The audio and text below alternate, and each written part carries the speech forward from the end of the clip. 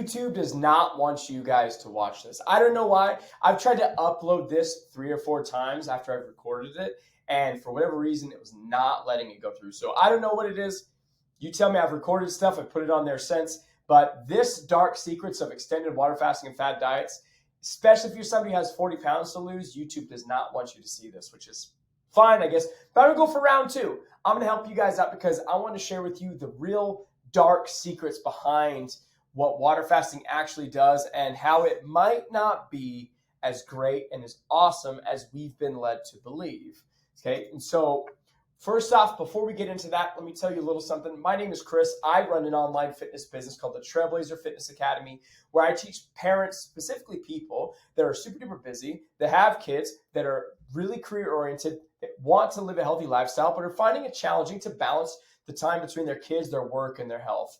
And so I teach ways to do that in a way that where you get the best results possible and also be able to keep weight off long term. So if that's you, you're going to want to like and subscribe to my channel because I have lots of content that you are going to fall in love with, and find me on my socials where I post more often.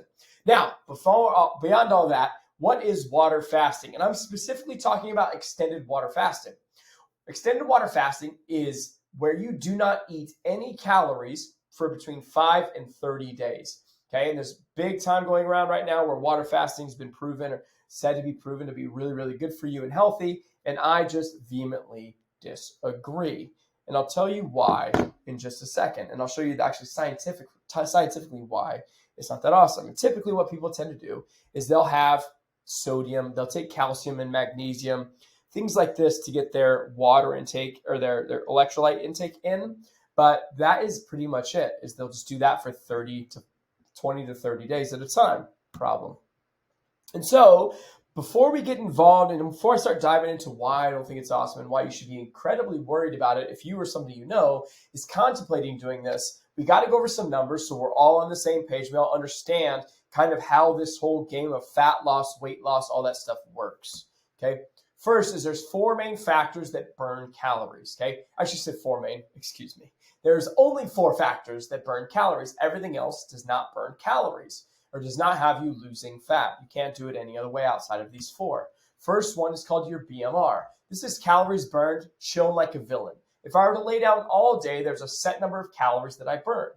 Thermic effect of food is calories burned digesting food, right? When you digest certain proteins, fats, and carbs, and things like this, there's a certain number of calories burned in breaking those things down to its usable pieces for our body to use as energy or to use and break down to get the vitamins and minerals in it to do whatever the heck they need to in the body. NEAT, this stands for non-exercise active thermogenesis. This is calories being active. Now, some people do videos like this sitting down. I do them standing up. Not because it's super cool, but because 1, it burns more calories, and 2, I like to lead an active lifestyle. And so I do not do this sitting down. And lastly, exercise active calories or active thermogenesis. Okay, and this is calories burned from exercise. There's a distinct distinction between those two because exercise is planned physical fitness or physical activity that is meant to increase or to work on one of the 5 domains of exercise, whether it be strength, conditioning, flexibility, power, or balance. Okay, one of those 5 things. I guess you can put endurance in there as well. So I guess there's 6. But endurance is kind of like conditioning, but long term. Anyway, I digress. That's not what the video is about. Okay, here's what we have. We're going to take 2 identical people. We're going to say they are identical twins that have been fed the same exact food for their entire life. They do the same exact workouts. Everything's exactly the same. Okay. And so we're going to take somebody who's going to use the Trailblazer method, the method that I teach my clients to lose weight and keep it off. We're going to use them as the Trailblazer, and then fasting is the other one. Okay. BMR for each of them 1,500 because they're the same exact person. Thermic effect of food for my person is going to be 100 because they're going to eat roughly 1,400 calories with high amounts of protein. Not all protein, not the entire thing. We're not getting rid of carbs and fats, just adequate amounts of protein based on this hypothetical person's behavior. That's very normal. 100 is normal for 1,400 calories. Okay. Fasting is getting 0 because they don't do anything, right? They're not eating food. NEAT's going to remain the same. And I'm going to give, as you can see in this video, I'm going to give a lot of leeway to the people that fast. But the reality is, if you're not eating any food, are you going to be as active as somebody who's eating food? No, of course not, because you're not going to get any food. So your body's going to want to slow down so that you don't burn more calories so you can survive longer. But we're going to assume, just for sake of argument, that they're going to remain as active as they would walk 8,000 steps in my program versus somebody who's fasting, although it's not going to be true. Okay. And then exercise, you should not exercise while not eating food for extended periods of time. I shouldn't have to say that. That's kind of dumb. Okay. And we're going to work out 3 times per week for 30 to 40 minutes each time. And when you do that math, 900 calories divided by 7 gets you 129 calories on average per day. Makes sense? Cool. So here's what happens. And by the way, excuse me, I might cough a little bit. I'm getting over a cold. So I will try to hold it back as much as possible. So fasting person, this is fat loss, okay? Because the other side of that spectrum, we got inputs, we got outputs. Input is calories that you consume. Output is the BMR, the thermic effect of food, fitness, and NEAT, right? So out the gate, fasting in 14 days is losing over 6.5 pounds, and person in my program is losing 2.4 pounds. You might be like, wow, fasting is so fast. But here's the deal. This isn't the right chart. This is the right chart. And you might be like, Chris, it's the same chart. Look at this. It's 1.5, 1.6, or 1.1, 1.6, 2.2. It says the same thing on here. But there's something that you don't see underneath it all, which is why it's the dark secret behind why fasting is not good for you. Is that a new study came out in, there's the link for it, it's in July of 2023 as the stuff started taking off. It said approximately 2/3, they didn't let people fast for 30 days, but a lot of people are doing this for 30 days, okay? Approximately 2/3 of the weight lost is lean mass, whereas 1/3 is fat mass, okay? Excessive lean mass loss suggests that prolonged fasting may increase the breakdown of muscle proteins, which is a concern. Yes. And muscle has a low metabolic rate compared to other metabolic tissues at rest. It is estimated that sedentary muscle mass burns 6 calories per pound per day. Okay?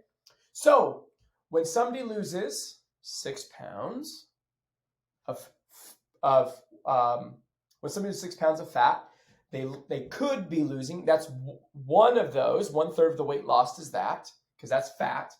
2/3 of it is lean mass. I'm going to assume for safe bet that 1/3 of that is muscle and 1/3 of that is water, because lean mass is everything but fat. Okay. So what's actually happening is every 2 days, every 3 days, they're losing 1 pound of fat. Oof, big problem. So in 28 days, they are at 13 pounds, and we're at 4.9 in 28 days, in about a month. But after that, what they're going to do is they likely are going to take a month off. And this is the only time I'm going to give a little bit of credence and pushback of what they're actually doing, is they're probably going to eat like the average American does. And if these were average American women, they would eat 2,600 calories per day. I think I even gave them credence to exercising and all that stuff, okay, for the math, okay? So they actually start gaining fat because you are now over-consuming calories. So you're at 14.9 pounds, and now you're at 12.6 pounds of fat loss in 6 weeks. Now, my Trailblazer, hey, we're just trudging along at losing 2.5 to 2.2 pounds per week. Now, 56 days, check this out, in 2 months' time, not even 2 months' time, we're 0.5 pounds apart from each other. Dang. So in 2 months of somebody doing things where 1 month they ate nothing, 1 month they overate, now look at this. Now we're neck and neck. And the entire time, the person in my program is not starving. They're not stuffing themselves. They're exercising adequately. They're maintaining their muscle mass, which is the big important thing. And for a brief moment, they stay the same. On day like 59, they stay exactly the same. Okay? And then the fasting person starts again. They do their fast, right? And then we're still trudging along. We're still doing our thing. The fasting person hits 20 pounds. We're going to stop at 20. Okay? Just so we can look at the numbers. Okay? 20. And then how long does it take my person to hit 20 pounds? Well, they cross it at day 110. So in 30 days difference of somebody eating adequate amounts of food, being active in their fitness, doing things, they'll lose it in 110 days, whereas the fasting person will lose it in 80. So they'll lose it 30 days faster. But what's actually happened is, remember at the beginning how they were the same, 1,500, 1,500. The fasting person now is at 1344. Snap, and if they did the same exact stuff, the thermic effect of food, eating the same foods, eating doing the same activity and doing the same exercise, look at the difference in metabolism now. They're off by 150 calories, approximately, right? That's nuts. But remember, they have 40 pounds to lose, right? That's why I said people have 40 pounds to lose, especially for you. What happens on the next time they do it? Well, in another 110 days, excuse me one sec. In the next 110 days, what happens? Well, my person stays the same because we eat adequate amounts of food and adequate amounts of protein to maintain muscle mass. And we're exercising to promote muscle growth. Potentially, we could gain some muscle. But I'm not even giving me that. I'm just going to say it's the same. Whereas this person, now look at, they're 300 calories off, doing the same stuff. Problem. But you might be like, well, Chris, I can always gain the muscle back. And I would say to that, you are absolutely correct. But check this out. You lost 13 pounds of it. And the average adult adds 3 pounds of muscle after 2 months of strength training. Okay? And so, I mean, it'd only take you about 8 more months to get back to where my person is now. So in 220 days, we're at goal and maintaining muscle mass to have a decent metabolism. Whereas you got there in 160 days, but you got to add an extra 240 days to get to the goal. So it's going to take you over a year to not only lose the weight, but to gain the muscle. And also, here's the other thing. You lost 13 pounds of muscle, which means you're going to be 13 pounds heavier. So then you're going to lose 13 pounds more again. So you see how doing it the other way, very unproductive, not very smart, takes longer. And by the way, that 8 months is an asterisk because I say this with love, people who do water fasting for extended periods of time to lose weight don't understand how fat loss works. And so if you don't understand how fat loss works, you likely don't know how muscle building works. And if you don't know how to build muscle efficiently, it's probably going to take you longer than 8 months. Because here's a caveat to building muscle that you might not know, is take your house, break it all apart, and try to build something bigger. Can you? Significantly bigger. Can you add an extra 200 square feet to your home with the same building material you have right now? No, you probably can't. Now, can you take away material and add square footage to your house? Absolutely not. So you need to add more material to make your house bigger, correct? Yes. And so to build muscle, not only do you have to know what you're doing with sets and rep scheme for the gym, proper rest and nutrition, mainly big parts of the nutrition, you actually have to overeat on food, which technically makes you fatter. And you think people who don't understand how nutrition works when it comes to fat loss, that they are able to do that without feeling like they're binge eating and being nasty and gross? Probably not, which is why most people that do water fasting gain all the way back. And they stay in the cycle of water fast, back, water fast, back. You can interchange this with any fad diet that you want to. Keto, Herbalife, isogenics, any of the shakes, any of this new stuff like the South Beach diet, Mediterranean, low carb, low fat, whatever you want. You can interchange all of them. They all run into the same problems. When you don't understand nutrition, you don't understand how muscle building works, you're going to end up at the same place. So my question for you is, so is water fasting a faster or efficient way to lose weight if you have 40 or more pounds you want to lose? I think not. I think there's a much better way. And that better way is a more sustainable way that allows you to eat foods you enjoy in a way that makes sense while going on vacation, while having birthdays, while having Valentine's Day like it is today, like all the things that you want, being able to learn how to have food, what I call in the middle. We have one side of the spectrum that's unhealthy stuff, whatever that looks like, and we've got the healthy stuff. We got the salads and the chicken breast, and we've got the pizza and the beer. How do we find somewhere in the middle where you get to live life without feeling guilty for eating pizza and beer and also don't feel shamed or nasty by having to just eat the salads and chicken breast?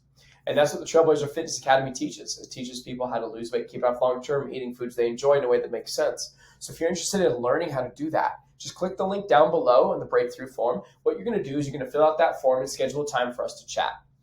On that phone call, we're going to cover your goals, cover what you're struggling with, and see what sort of things are kind of getting in the way of you getting the results you want. If it's something that my program helps with, I would be more than happy to help coach you and work with you. It'd be such a blessing. If it's something that's not going to work for you because it just doesn't make any sense from either just us working together doesn't make sense, we don't vibe well together makes sense, or just in your budget just doesn't quite match, totally cool. I'll send you a bunch of free resources. And if I know something that's a better fit for you, I'll point you in that direction so you can get the results you're looking for.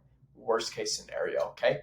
So that being said, if that's you, click the link down below. Otherwise, like and subscribe to this video so it gets shared with other people. It helps people on here get good information that makes sense so they can become more informed about their health and fitness decisions and how they should do about working with a coach and hiring a coach. That being said, have a phenomenal day. Kick some butt, take some names, and I'll talk to you soon. Bye.